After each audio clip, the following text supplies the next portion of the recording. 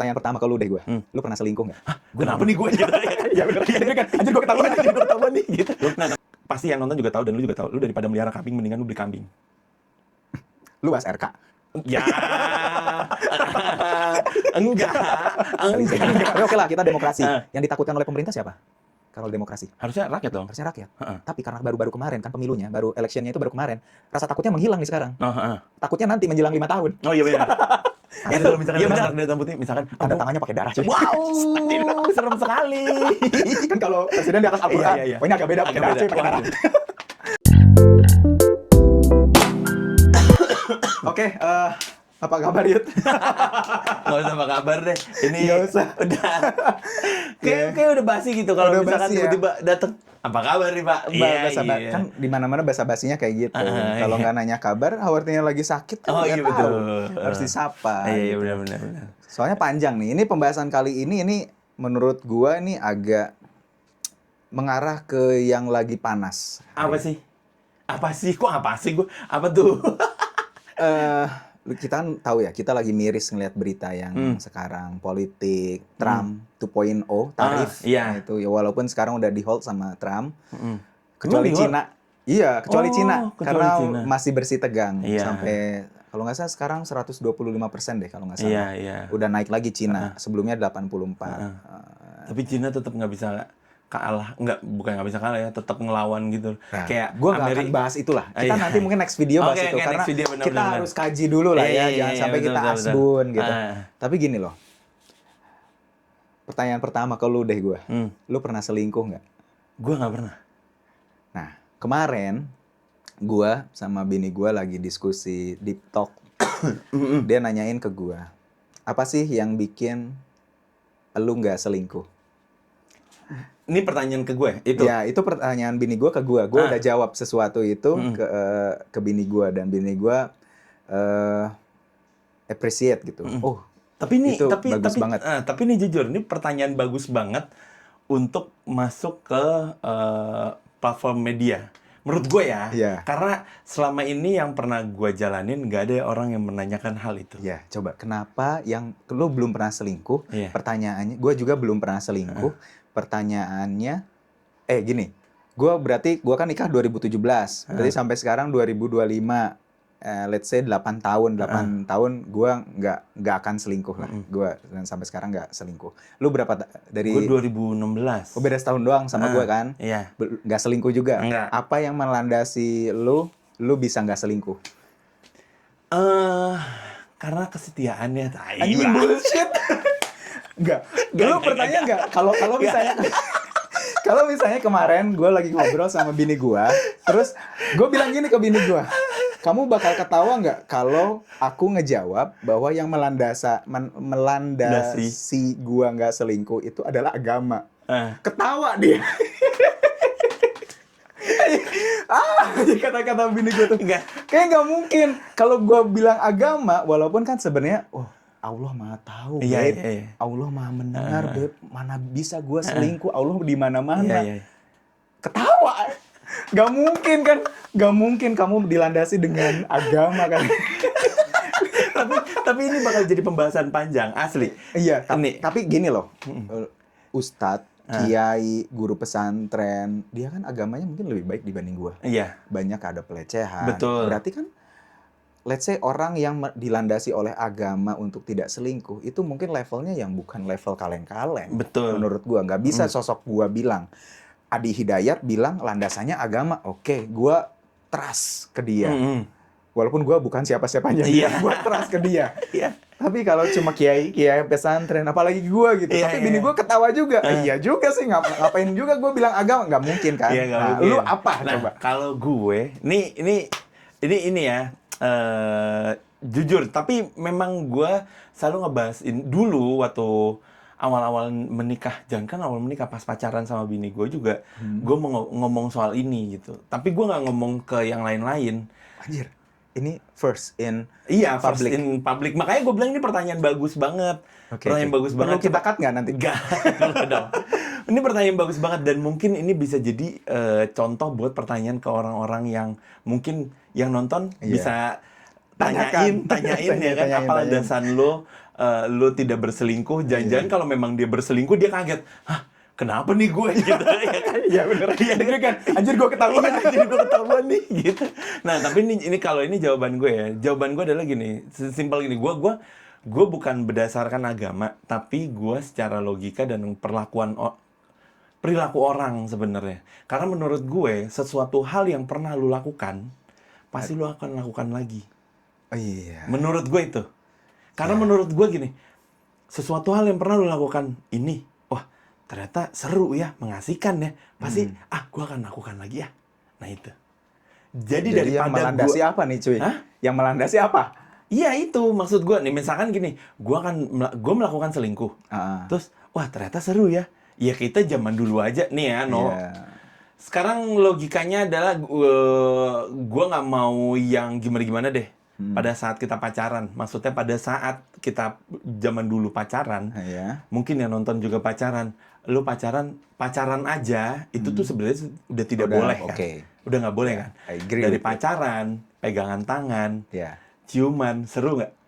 Iya. Iya kan? Iya. Nah, abis itu kan lu pasti, wah gimana ya, gitu-gitu apa segala macam ya dong. Iya. Maksud gue, tapi bukan yang berlanjut ke yang lain-lain ya. Oke. Ya kan, ini gue dari awal udah disclaimer nih, bukan berlanjut yang lain-lain ya. Tapi pada saat lu menikah, oh ternyata begini ya, gitu.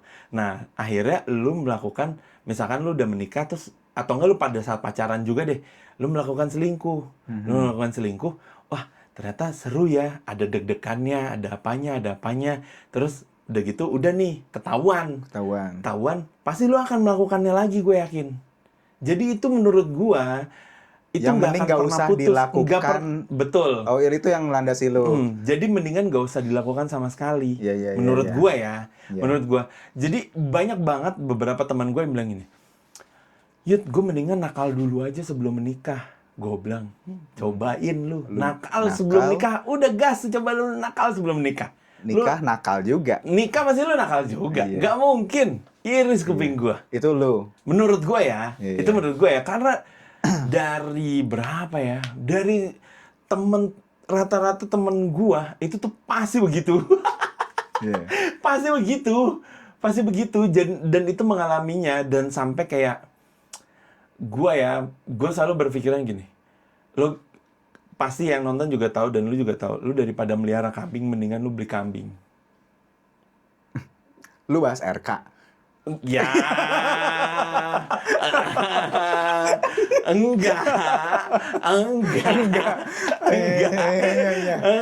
Tapi kan bener kan? Maksud gue daripada lu melihara kambing, lu mendingan beli kambing menurut gue ya. Gitu. Sampai gitu ya. Jadi maksud gue adalah lu jangan sampai merusak satu hubungan ini nih. Jangan sampai lu merusak satu hubungan ini gara-gara satu hal gitu. Yeah. Kayak gitu. I see. Tapi karena gua tadinya nanya kayak gitu, yang kita komentarin apa? Nah, kan kita kan waktu itu komen. Jadi gini, kenapa gua nanya itu ke lu? Hal yang pertanyaan yang bini gua tanya itu kemarin, 2 hari lalu lah sebenarnya. Gua jawab, apa landasan gua bisa nggak selingkuh adalah keterbukaan, transparansi. Kalau gua itu. Kalau gua transparansi. Kenapa? Karena kalau pada prinsipnya pria itu penakut. Menurut gua ya.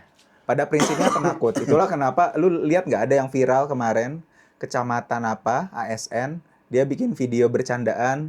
Saya tidak takut istri. Terus hari berikutnya dia bikin klarifikasi. Itu lucu banget sih. Dia bikin kali kayak gitu perlu klarifikasi kan. Ya mungkin dituntut sama bininya. Ya itu pertama, pada prinsipnya pria ini penakut sama pasangan. Sebenarnya ini yang gua rasain, tapi kalau misalnya ada sebagian orang yang merasa enggak ya, ini opini ya, opini. Pada dasarnya penakut. Nah, ketika suatu hubungan itu telah dimulai dengan keterbukaan, transparansi, itu akan membuka segalanya. Dia tahu, gua tahu. Ketika semuanya bisa terbuka, lu bisa apa sih? Oh iya. Misal, kalau gua sendiri HP bini bisa akses, bini HP gua bisa akses. Terus kalau misalnya, tapi lu saling kayak, coba lihat dong gitu, apa gitu. Free. Enggak, maksudnya tapi ada kayak, coba gue cek gitu. Oh enggak. nggak Oh, iya, sampai kayak sama. gitu, kayak cuma ya udah HP pinjem, entah bini gua ngapain HP gua nggak tahu. Iya. Yang penting passwordnya tahu, apa si Iya. ininya tahu, segala macamnya tahu. Kenapa itu jadi kunci menurut gua ya? Kenapa jadi kunci? Nah, kebayang nggak sih? Lu jadi sosok RK. RK lagi nih. Eh, RK itu siapa? Robikin. Robikin, ya boleh. Robikin. Siapa sih namanya? Ya itulah. Nah, lu jadi sosok RK. Kalau lu terbuka sama bini lu, kan misal HP-nya tahu, IG-nya tahu, kalau lu akan berbuat suatu keburukan, lu bakal mikir bakal ketahuan nggak? Pasti. Kalau udah mikir bakal ketahuan, lu bakal ngelakuin nggak? Harusnya enggak ya? Harusnya nggak. Tapi karena tidak ada keterbukaan dan merasa ini nggak akan ketahuan. Mm-mm. Toh bini gua nggak akan akses HP gua. Mm-mm. Toh bini gua nggak akan cari tahu segala macam. Iya. Merasa tidak akan ketahuan. Mm-mm. Pasti dilakukan. Tapi kalau transparansi, menurut gua sih bakal dilakukan. Nah, tapi ini yang sebenarnya yang dari awal gua pengen bahas. Gua hari kemarin gitu ya. Kemarin habis nonton kontennya Raymond Chin. Lu tahu nggak sih Raymond Chin Tahu. yang akhir-akhir ini bikin konten sama Felix Chow juga tuh? Iya. Bagus Gua tuh dia. gua subscribernya juga. Gua nonton yang kemarin. Jadi akar permasalahan buruknya di Indonesia ini bukan korupsi. Tapi gua suka banget kontennya dia di yang itu karena cocok nih dengan apa yang gua bahas dengan bini gua. Di mana long story dia ngobrol akar permasalahan keburukan pemerintah di Indonesia adalah transparansi. Gue langsung ngeanalogiin. Misalnya, gue adalah sosok pemerintahan dari kepala sampai kaki. Bini gue adalah masyarakat. Cocok nih sama Raymond Chin. Kalau misalnya tidak ada transparansi antara pemerintah dengan masyarakat, pemerintah bebas ngelakuin apapun. Pemerintah tidak ada suatu sistem yang bisa menegur dia secara langsung. Bahkan kemarin RUU TNI secara tertutup, nggak tahu isinya seperti apa. Oke lah, let's say ada DPR. DPR wakil rakyat kita. Apakah DPR sudah melakukan tugas dan tanggung jawabnya secara fungsional sebagai DPR? Gua nggak bisa jawab itulah. Iya. Masyarakat yang jawab. Iya, Kan betul. mereka yang milih. Iya, Gua milih, betul. lu milih. Ya kayak gitulah DPR di kita. Tapi sebenarnya kalau ada sistem yang membuat itu transparansi, itu benar-benar ngejawab sih menurut gua. Karena apa? Karena pada dasarnya, karena kita negara demokrasi, bener nggak sih? Kita masih negara demokrasi kan? Bener. Tapi lagi ramai, kita negaranya negara feodalism. Tapi oke lah, kita demokrasi. Yang ditakutkan oleh pemerintah siapa? Kalau demokrasi. Harusnya rakyat dong. Harusnya rakyat. Tapi karena baru-baru kemarin kan pemilunya, baru electionnya itu baru kemarin, rasa takutnya menghilang nih sekarang. Takutnya nanti menjelang 5 tahun. Oh iya benar. Itu. Iya benar Masalahnya lagi. itu. Nah, tapi coba deh kalau ada suatu sistem, yang tadi ya, seolah badan gua ini adalah pemerintah. Transparan nih gua. Gua kasih HP nih ke si rakyat. Gua tahu aliran dana kemana.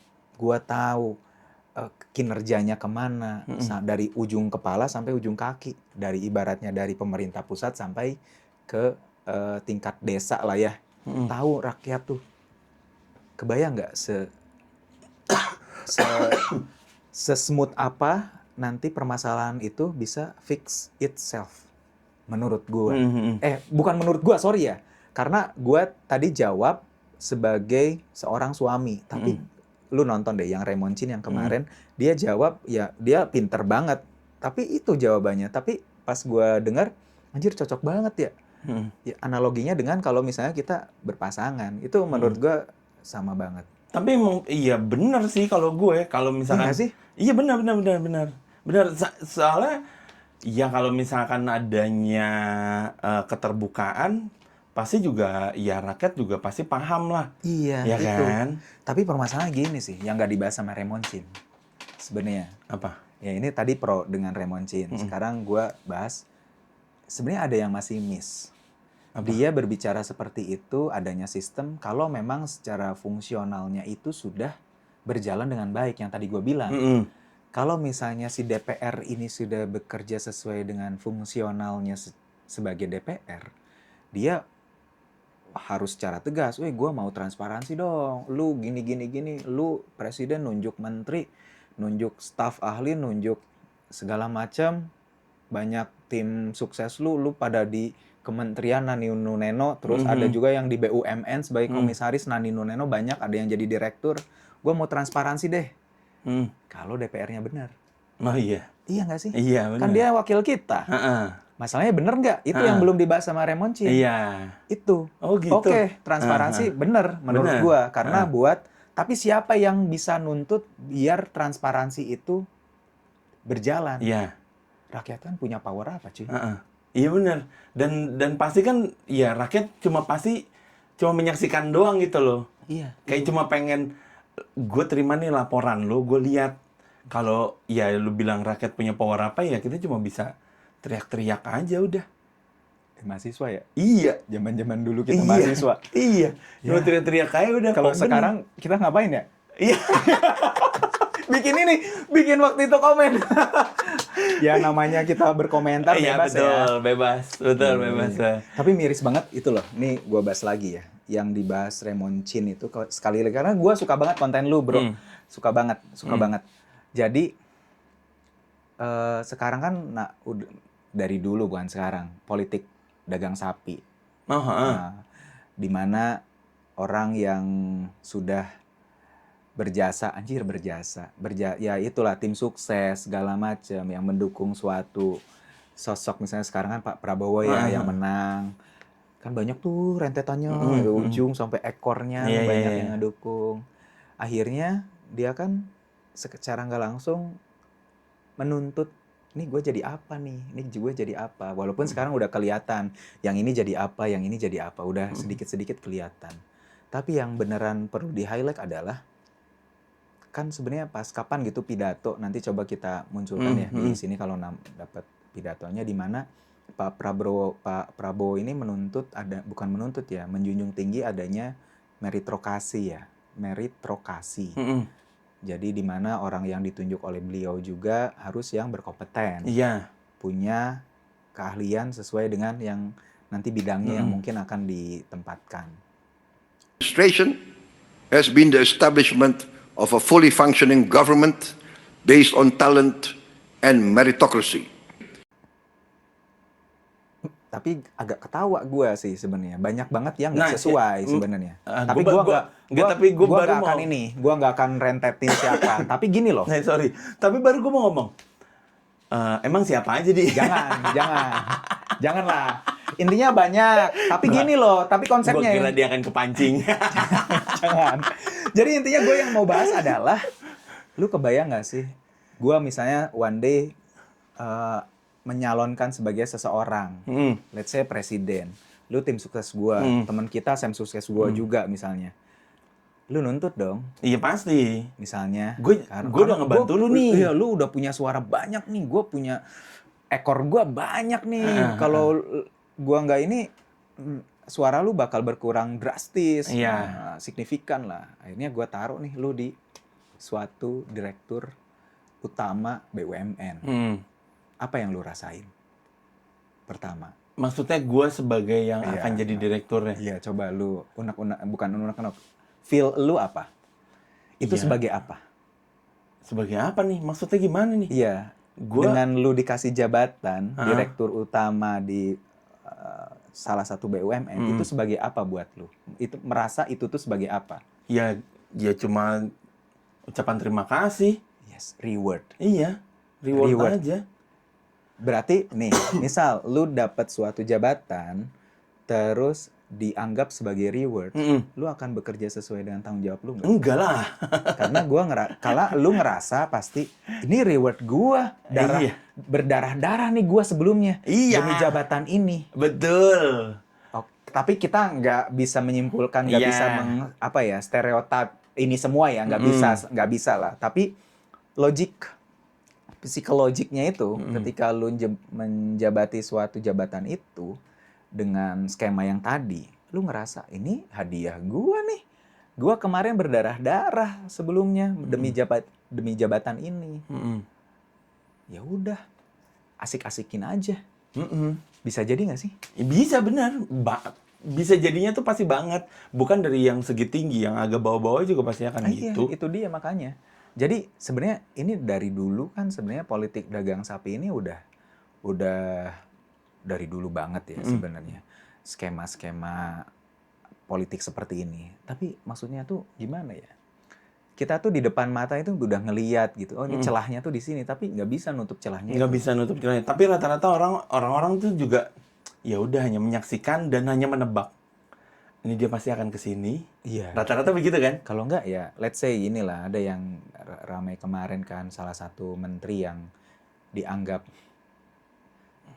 physically atau enggak secara dia penyampaian tidak begitu paham terkait energi. Iya. Tahu berarti ya menteri bagian apa? Iya. Bapak B banyak banget. Bukan gua ya, sorry, gua nggak akan hujat di sini. Maksudnya kita ngelihat kacamata netizen di mana banyak banget yang hujat. Kok bisa ada dulu supir supir angkot apa dia tuh bilang, gua lupa ya apa gitu ya. Gua lupa lah pokoknya. Intinya kok bisa dipilih? Iya. Kok bisa sih menjadi menteri ini? Itu kacamata netizen ya Pak ya, bukan dari kami. Tapi memang dari pemimpin yang sebelumnya pun juga ada yang seperti itu. Iya, karena ya tadi politik dagang sapi Iya. itu udah dari jauh, dari lama. Dari lama. Ya mungkin kalau misalnya tapi yang gue nggak tahu yang dulu pun juga ada netizen yang ngomongin itu nggak ya? Nggak tahu ya, kayak media sosial nggak semasif kayak sekarang mungkin. Iya betul. Tapi zaman Pak Jokowi itu udah mulai itu masif media. Tapi Nah, ada maksud sih, gue pas zamannya Pak Jokowi kan ada. Ada juga, Ada, banyak lah. Banyak, bahkan ya banyak lah. Gue takut nyebut gitu siapa, takut gue. Gue juga dari tadi, gue takut ya. Ya itu intinya kan sebenarnya di kacamata netizen itu kan seperti itu. Terus ya apakah keputusan presiden ini salah memilih menterinya? Apakah salah? Ya nggak tahu lah gue siapa kan gitu. Tapi kan di kacamata luas, kok bisa ini jadi menteri, sosoknya tuh seperti ini. Kayaknya nggak layak deh di mata netizen ya yang bukan siapa-siapa. Tapi mungkin di kacamata presiden seperti beda atau seperti apa, gue nggak tahu. Tapi yang pasti ini sangat jelas adalah politik dagang sapi. itu. Tapi boleh nggak sih kalau misalkan gini ya, gue nggak tahu ya. Gue dulu dia sempat berpikir gini, misalkan nih ada misalkan satu presiden, terus politik dagang sapi nih, oke deh, ini yang udah ngebantu gue sini misalkan. Oh ya udah nih, gue plotin ke sini gitu. Terus udah jalan berapa lama, misalkan kan dia jabatan 5 tahun ya. Iya. Ya kan jabatan 5 tahun. Terus udah jalan 2 tahun nih. Reshuffle kali ya, gue tuker yang lebih berkompeten. Oh iya, kadang kan kalau kita di perumahan, wah ini security-nya nggak bener nih. Nah, itu gitu. Apa switch sama perumahan lain, klaster lain. Iya, gue bilang aja reshuffle kali Tapi ya. nggak, Gue cari yang berkompeten gitu loh. Nggak. Oh cari atau ditukar antar menteri kan? Enggak, ditukar yang lebih berkompeten. Itu hak presiden. Iya itu makanya, maksud gue kan memungkinkan nggak ya kayak gitu? Sangat mungkin sih sebenarnya. Tapi kan dibalik lagi, kalau misalnya ini tetap merupakan politik dagang sapi, berat nggak sih presiden memutuskan? Apakah si politik dagang sapi itu ada kontrak hitam di atas putih? Sih, gua nggak tahu. Itu dia, bisa jadi. Jadi. Iya kan? Ada kalau misalkan ada kontrak di atas putih, misalkan tanda tangannya pakai darah, coy. Wow, serem sekali. Kan kalau presiden di atas Al-Qur'an. Iya. Wah, ini agak beda pakai darah, coy, pakai darah. Hati-hati itu. Itu kalau udah pakai darah tuh bye-bye ayam hitam tuh yang keluar. Ayam hitam. Ini jadi panjang, cuy. Tapi ini yang ya itu ya. Nanti mungkin thumbnailnya kita bikin hubungan antara selingkuh dengan politik. Iya, boleh. Iya. Oke, komen di bawah juga ya. Komen di bawah ya. Lo soal politik dagang sapi terus coba politik dagang sapi yang tadi selingkuh. Yang kita tanyain tadi, coba lu tanya. Tanya pasangan lo. Kenapa yang kalau memang pasangan lu nggak selingkuh ya, Tapi pas ditanya terus, kok kamu tahu yang kayak gitu kan? Nah, itu mesti dicurigain. Itu dicurigai. Ya kali nggak curiga cuy, udah kayak gitu. Masa ya nggak curiga? Iya. Oke, thank you yang udah nonton. Bye-bye. Dadah. Ini nggak perlu ganti baju nggak apa-apa kan? Ya nggak apa-apa, gue juga baju yang ini aja. Gue baju itu pasti hitam Yang penting semua udah. nggak yang kolor merah masih ada. Nggak, itu masih ada buat tidur, itu buat tidur. Iya.